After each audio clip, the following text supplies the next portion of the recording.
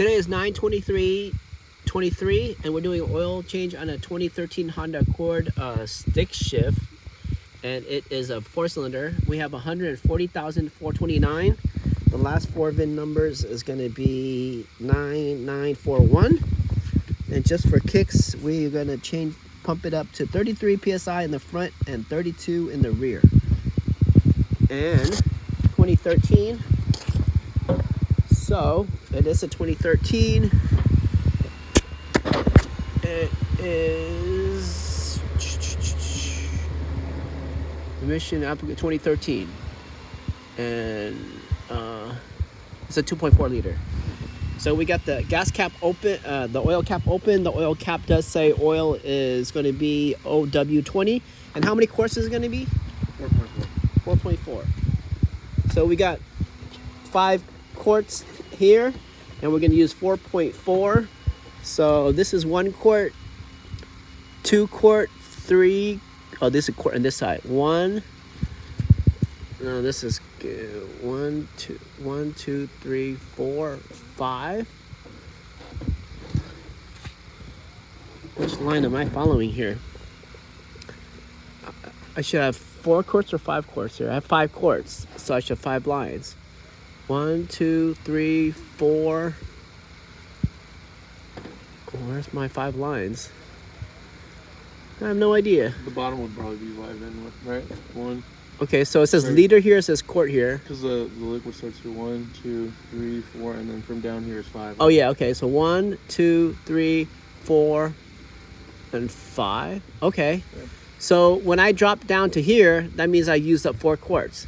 And you said it's 4.5? 4.4, yeah. 4.4. So I'm going to use half of this. So when this line gets down to the Q there, then we're done. Mm-hmm. All right, so that's that. And then we're using synthetic oil today, and we're putting in this filter, MSL57356 Micro Guard, 10,000 miles protection. And then we always want to make sure the box and the inside are the same. Is it the same? MSL57356. It is the same.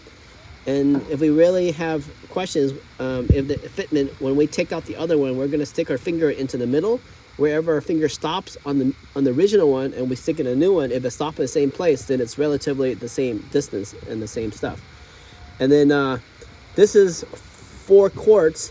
So theoretically, if we have 4.4 quarts coming out, it should be topple this, right? Because this is 1 gallon. 1 gallon is 4 quarts, so it should overfill this. And then we're also going to do a tire rotation today. We do have the key there. So it's a front wheel drive. So what we're going to do in the tire rotation is we're going to take the fronts and go straight to the back. Same as the other side. Front, straight to the back. And then we're going to take the rears, and instead of bringing them to the front, we're going to crisscross them to the front. So the rear driver side is going to go to the front passenger side. That's what we're going to do. And we're going to also look and see if these tires are rotational. Because if they're rotational, it doesn't follow that rule. So it's this one says outside. And I don't see anything in the saying it has to spin a certain way. But it does say outside. And so that means it's not directional, so we can do that rule I just said. Okay, so back to the oil change. What we're going to do is down there's going to be a 17 millimeter oil nut, and there's going to be an oil filter. We're going to do the oil filter first.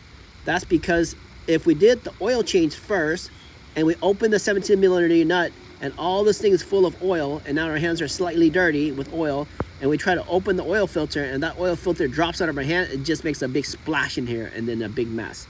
So what we're going to do is we're going to deal with the oil filter first, take it out, put the new one on, making sure the gasket on the old one came out, because the new one has the gasket, and the gasket I'm talking about is that right there.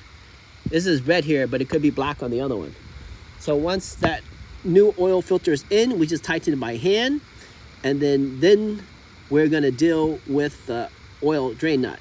The oil drain nut probably has an aluminum washer on it, and then make sure that washer, you can probably use it like 3 times probably, and then use a new one if it's not crushed too bad.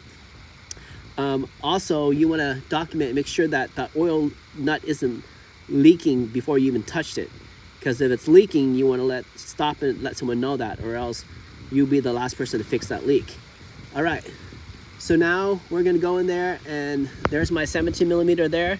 There's my oil, and we're gonna head in. And then we got a rag, and this isn't needed. You can get a one that's specifically for your car, where you can put a socket in there and turn it. I'm just gonna use this universal one. I think it's like from Harbor Freight for like $5, I imagine, with this perfectly adjusting grip here. I'm not sure it's $5, but it probably is. So here we go.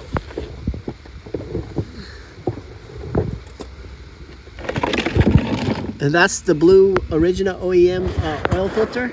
This owner has always brought it to Honda.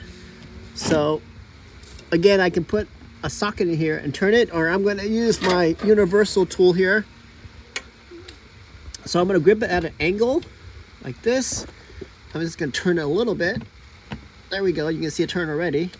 A little bit more, and a little more, and things are going to drip a little bit.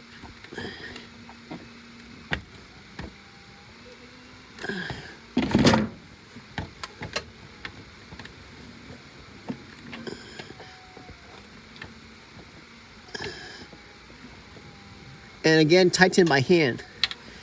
Now, when I do the oil plug, it's going to shoot that way. So after I get the new oil filter in, I'm going to deal with this guy. I'm going to go like this and make sure it catches, but don't leave it unattended, because once it runs over there, it's going to run straight down. And so you make sure you catch that side and this side, or else you're going to have a big mess on the ground. So we're all set there. This oil filter tool is done. Get this ready. And then it's going to probably go drip down. And it's probably going to catch and drip down that way. There you go. It's dripping.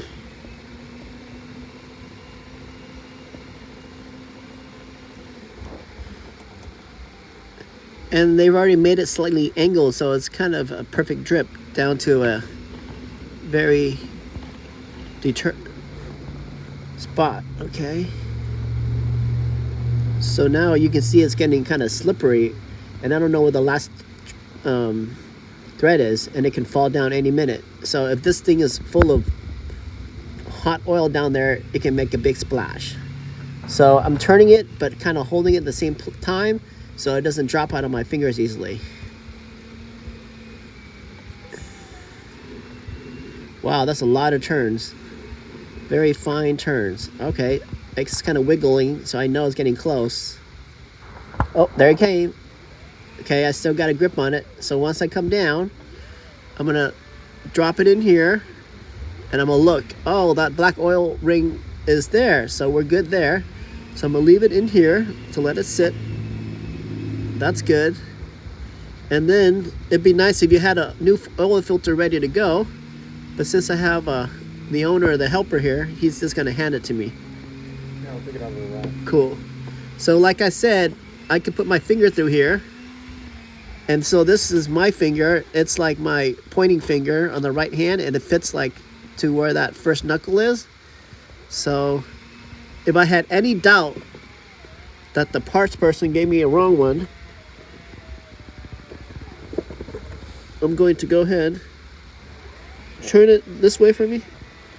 So I want to put my finger in the hole, so it needs to stop right there. See, it's about the same spot. So relatively, it's a oil filter that's relatively very close. So now my fingers have a little bit of oil in it. I'm just gonna dab it around that red O-ring, which is black on the other one. Now this thing has a little bit of oil in it, so hopefully on the next round when it comes out, it'll come out completely out. So here we go. And if you make a video of your oil changes with the VIN number and the mileage, it will probably be the same as having a receipt from O'Reilly's and writing down your mileage. Because if there's something wrong with this motor and Honda needs, or a manufacturer needs to warranty it, this video is gonna be good enough, and a or the receipt with the mileage written down. All right, so I am tight.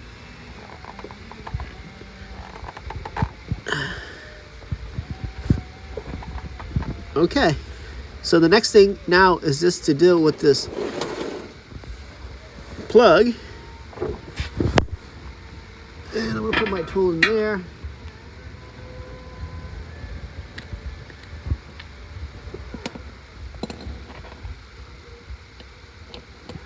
Another rule, of course, is to not over tighten.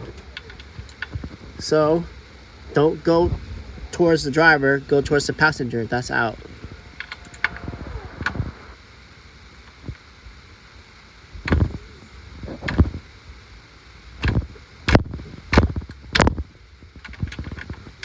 It'd be better if I did this with another hand. There, it's out. I'm noticing that there is no oil leaks. The car is super dry. So whoever did the oil change last did a good job. And if something went wrong, it will be on me and not somebody else. All right. So I'm probably going to reuse this crush washer. Now, as I open this nut, this area here is going to hit here if it is done. But there's a little trick to do this oil nut here. As you get close, push it in. And when it shoots out, be ready. So I'm not going to let the nut just drop into the pan. I'm going to ease it out. And as I see a little drip, there we go. Move it to the side. Well, you see how my hand has got dirty? If you do it better, even less dirty. All right, so it didn't shoot very far. Now I'm bringing it closer.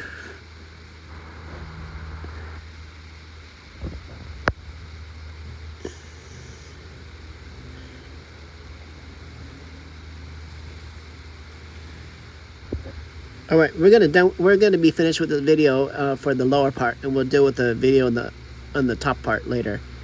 And that's it. And we're probably gonna look at the brakes once we have the tires off too.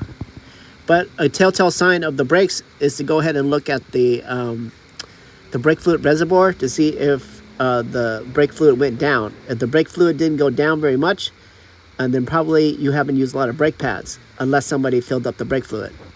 But if you're the owner and you haven't filled up brake fluid, then you know that your brakes are worn. All right, this is 13-minute video ending. Part 1.